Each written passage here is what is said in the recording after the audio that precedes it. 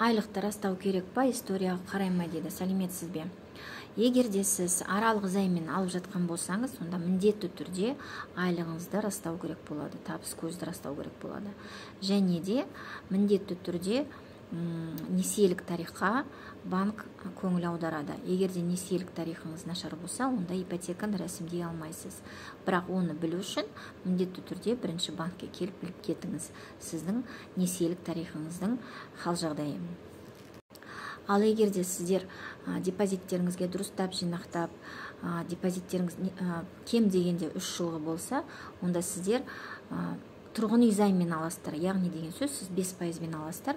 Ол деген сөз, сіз табысты растамай алып кете аласыз. Бірақ сонда да банк сіздің несиелік тарихыңызды міндетті түрде қарайды.